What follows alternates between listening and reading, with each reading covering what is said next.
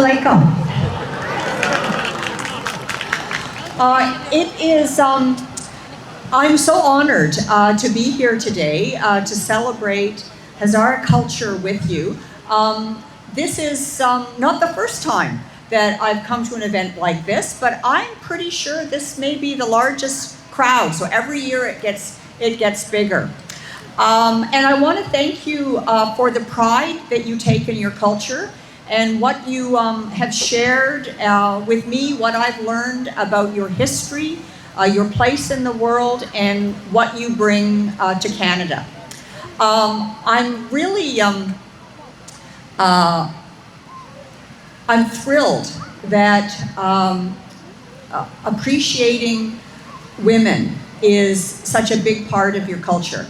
I also happen to be the chair of the Government Women's Caucus, and I represent BC on the Commonwealth Women Parliamentarians Steering Committee. So I think we women have a lot more to talk about. It's really important that all lived experiences in BC are represented in the BC legislature, and it's important that your lived experiences are there as well, that you're making decisions that reflect the needs of your people and the needs of all people. I want to thank you for the land acknowledgement, for acknowledging the First Nations who were here before us. And I also want to share with you that one of my dear friend, Joan Phillip Amshin, who is a member of the BC legislature and a member of the Tsleil-Waututh Nation, you've probably heard about some of the controversy about whether or not we should be doing land acknowledgements. And what she said to me was, she said, for heaven's sakes, she said, my ancestors, we did not have doorbells.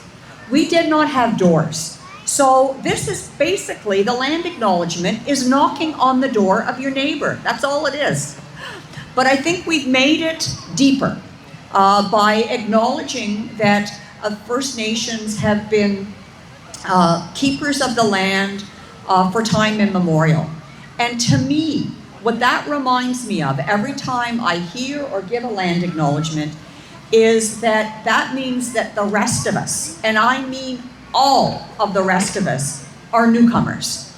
And it doesn't matter whether or not our families came 200 years ago, 20 years ago, 2 years ago. It doesn't matter where they came from or why they came here.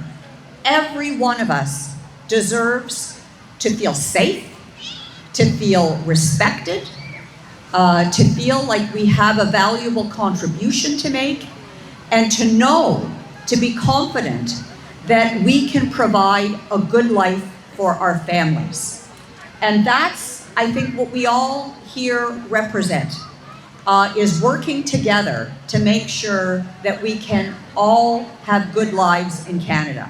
And your contributions, the things that you've shared with us about your history, your culture, what you bring to Canada is all part and parcel of that. So thank you so much. I really appreciate it.